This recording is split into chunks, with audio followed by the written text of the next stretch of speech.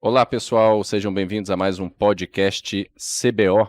Hoje com a presença do Dr. Kimball, da Unifesp, e nós vamos falar de um tema de iridociclites. E aí, Kimball, nosso objetivo aqui era falar um pouco de tudo, né, sobre a doença em si, que circula nas mais diversas áreas. E vou te pedir para começar falando, por exemplo, quais são as prováveis causas de uma iridociclite, né, para a gente depois discorrer sobre o assunto. Muito bem, Marcos. Obrigado primeiro pelo CBO, pelo convite. Um prazer estar aqui com você, meu conterrâneo. Então, assim, iridociclite. Eu acho importante, Marcos, a gente definir um pouco, porque, claro, não é todo mundo que tem essa familiaridade com o termo. Então, assim, a classificação do sangue que a gente usa da uveíte é uma inflamação do segmento anterior, né? Que você vai pegar a íris, você vai pegar a parte anterior do corpo ciliar. Então, isso é extremamente importante. Por quê?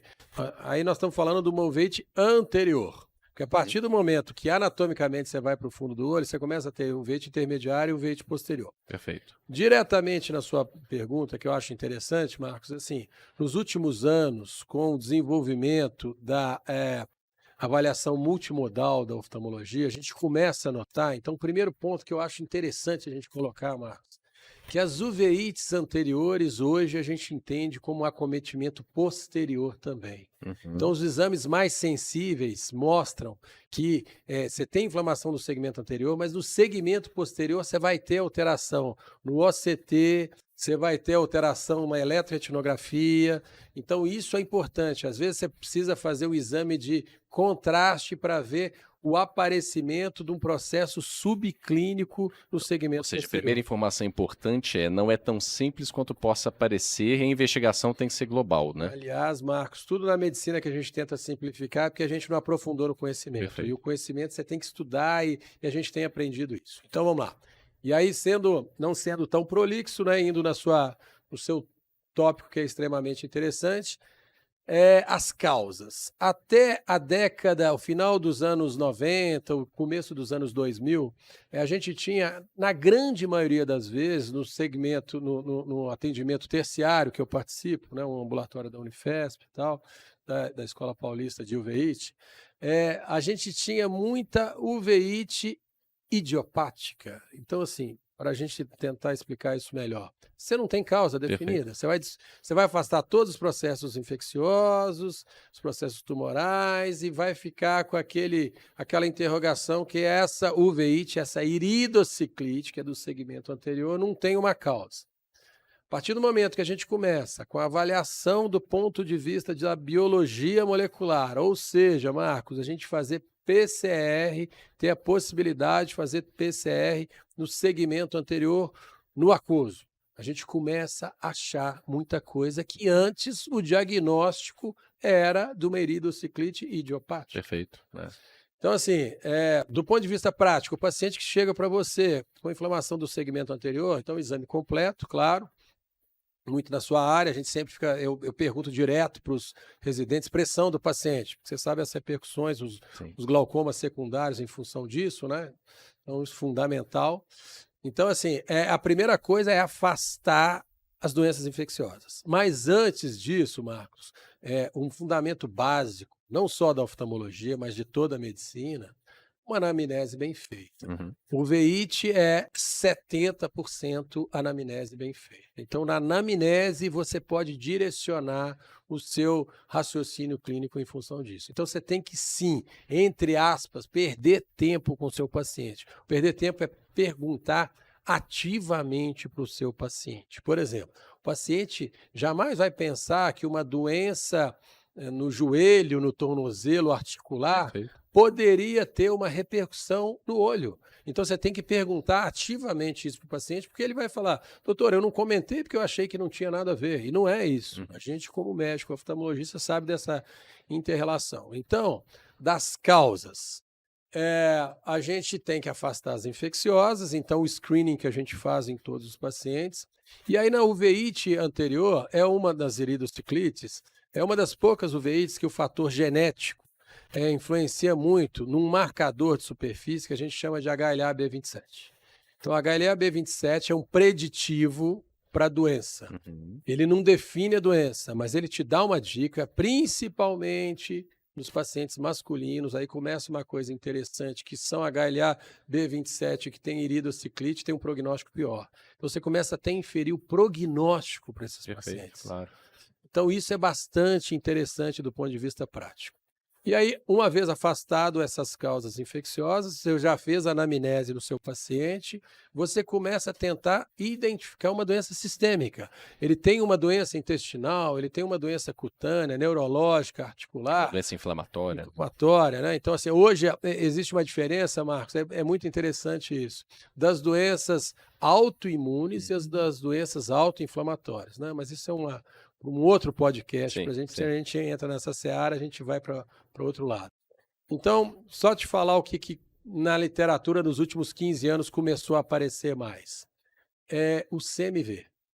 O CMV no segmento anterior. Até então, no final dos anos 2000, Marcos, a gente acreditava e a gente só se importava que o CMV seria importante nos pacientes imunossuprimidos, Perfeito. ou seja, HIV com CD4 baixo, pós-transplante. Por quê? Porque os casos são dramáticos. Dramáticos no sentido de uma afecção retiniana no nervo, péssimo prognóstico visual. Então a preocupação era essa. Com o passar dos anos, com o desenvolvimento da questão da biologia molecular, o PCR, né? Então, assim, a gente fala que isso só começou a pegar mais ou menos por 2010, 2012, apesar que o meu doutorado, por incrível que pareça, é de 98, Marcos, é PCR nas uveites. Então, exatamente para pesquisar isso. Sim. Então, hoje é muito mais fácil, muito mais barato, então é possível. E às vezes, uma paracentese da câmara anterior é muito fácil da gente fazer no consultório na lâmpada de feno. Então, a questão é, o fator limitante é o laboratório que você tem para mandar essa amostra. Então, voltando a falar especificamente do CMV. Então, a gente começou a achar muito CMV nos pacientes que antes tinham uma iridociclite, uma uveite anterior idiopática. E a gente passou a descobrir que não era idiopática. Sim.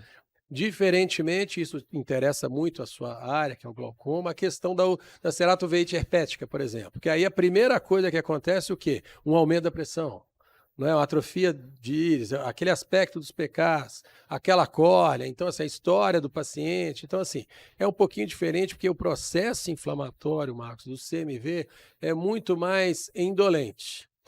E aí a gente começa a descobrir que esse CMV ele pode afetar o segmento anterior do olho, e aí que está a beleza da imunologia ocular, Marcos. Por quê?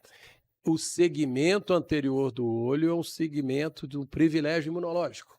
Então ali, teoricamente, é um ambiente de imunossupressão. Sim. Então o CMV ele começa a se proliferar ali, o processo inflamatório.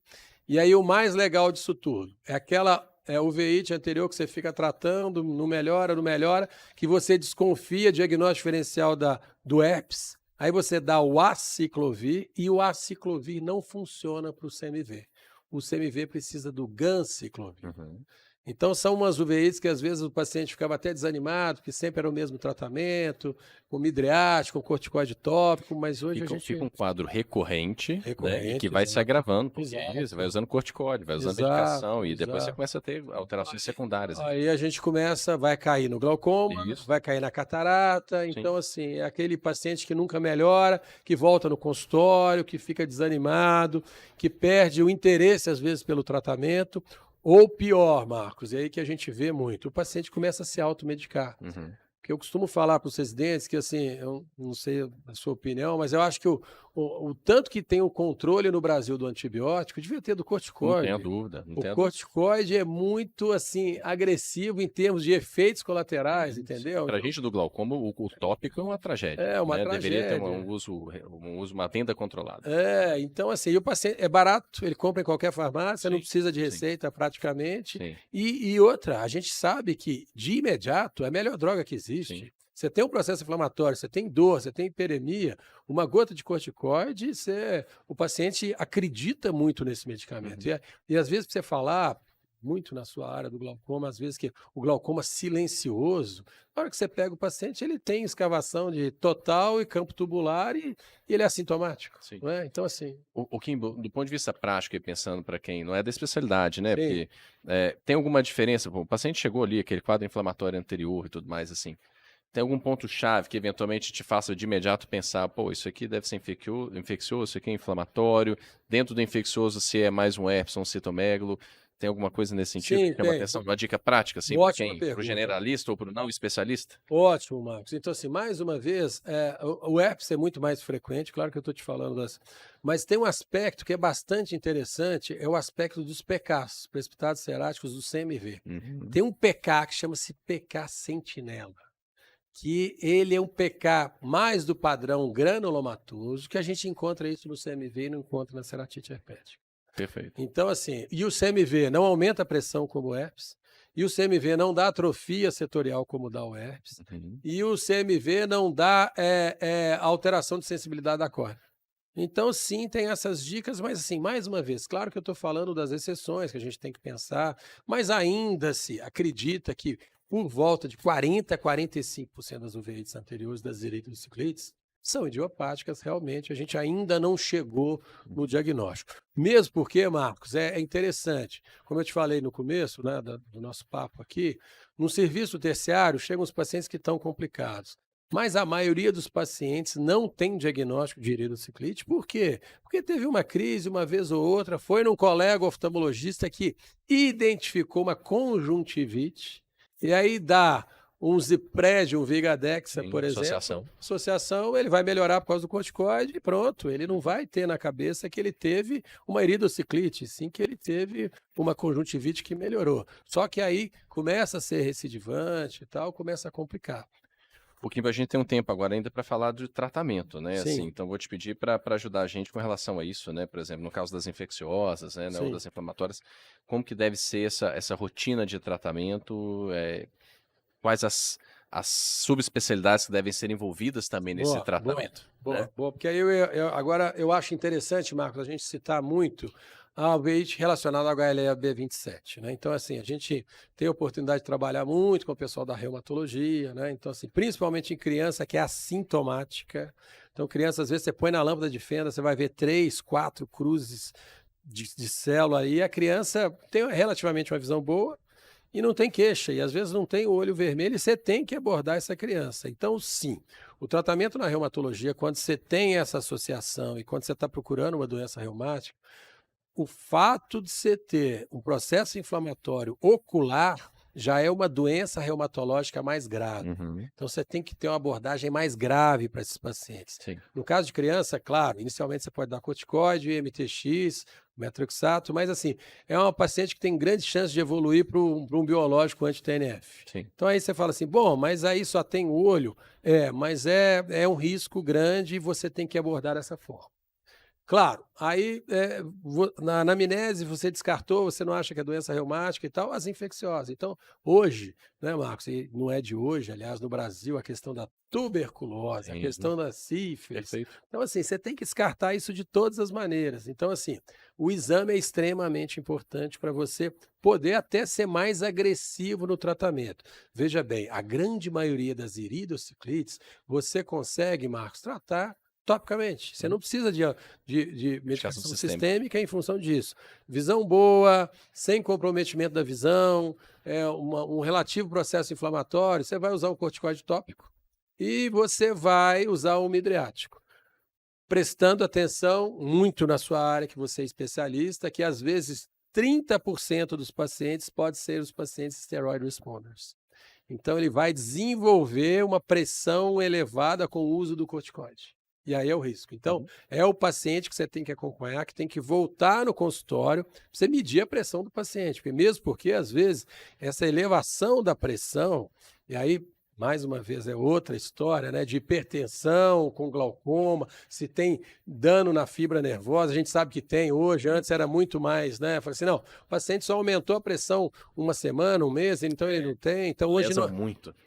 Hoje não é bem assim, você sabe melhor do que eu, exatamente por essa avaliação multimodal, OCT, de fibras nervosas, o paciente perde fibra. Então, você tem que ficar bastante atento, porque se aumentar a pressão, você tem que entrar com tratamento para diminuir. Outro aspecto importante, que aí seria outra aula, o uso das prostaglandinas. Nesses casos, para baixar a pressão, é interessante, você vai usar. Prostaglandina é igual a inflamação, às vezes você precisa, mas aí é outra história que eu não queria entrar, porque é um assunto mais complexo para a gente lidar. Perfeito. E você, ainda assim, com relação a prognóstico do paciente, como é que essa abordagem, esse acompanhamento, tratou a uveíte, por exemplo, naquele momento o quadro está calmo, né, não tem ali nenhum processo inflamatório, nenhum processo pressórico, como se deve fazer esse acompanhamento de um paciente que em algum momento apresentou um quadro de iridociclite com ou sem diagnóstico? Ótima pergunta, Marcos. Eu acho assim, geralmente no meu consultório, é o paciente que tem a primeira crise sem complicações que eu trato, é um paciente que tem chance de nunca mais desenvolver uveíte. Sim. Então você dá esse crédito para o paciente que ele não vai ter uma recidiva.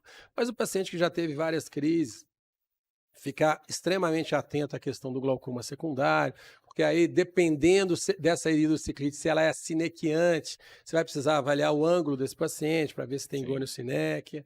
A questão da catarata é inexorável, ou seja, ou você vai ter pelo processo inflamatório ou você vai ter pelo corticoide.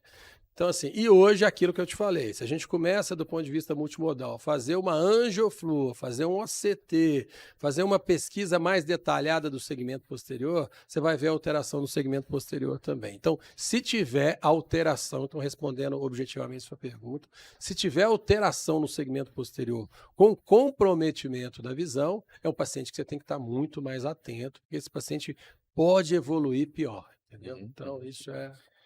Bom, chovendo molhado, assim, só para finalizar, mas no exame inicial ali, qual que é a importância do mapeamento de retina nesses pacientes, de dilatar e olhar essa periferia? Fundamental, né, Marcos? Eu acho assim, a gente sempre bate nessa tecla que às vezes assim, o exame oftalmológico é um exame fácil, simples, não é. Você tem que fazer o exame completo, porque às vezes você vai achar alterações que são significativas para o prognóstico do paciente, para o tratamento do paciente. E assim, em função disso que eu te falei, às vezes assim, eu me seguro muito para falar que ele tem um fundo do olho absolutamente normal quando você tem um processo inflamatório. Se você procurar, a chance de você achar uma vasculite subclínica periférica existe. Então, sim, tem que dilatar sempre o paciente, tem que procurar fazer o melhor para o seu paciente sempre. Perfeito, perfeito. É um tratamento de longo prazo e de uma vida toda, né? E é importante a conscientização desses pacientes, né? Nem para amedrontar demais, mas também não tranquilizar no sentido de que nunca mais volte aqui, né? Claro, Assim, claro. A gente tem muito paciente, Marcos, que quer ouvir o diagnóstico do médico. E às vezes a orientação do médico é mais importante, porque às vezes ele não tem um diagnóstico etiológico, ele tem um diagnóstico, uma orientação do que o paciente tem, o que ele tem que fazer. Então a consciência do paciente. Eu costumo falar, Marcos, o paciente não pode terceirizar a doença. A doença é dele, a orientação do médico. Então esse é o ponto. Perfeito. Tá bom? Kimbo, queria agradecer que vocês todos possam nos acompanhar aí em outros podcasts do CBO, né? São vários temas, como nós já dissemos, então divulguem bastante as informações que aqui estão sendo colocadas para que vocês todos possam espalhar esse conhecimento e tragam, obviamente, enviem aí para o CBO as dúvidas que vocês tiverem ou sugestões de temas. Kimbo, mais uma vez. Obrigado, Marcos. Um abraço. Valeu, obrigado, CBO, gente. Valeu. Valeu. Tchau, tchau. Até mais.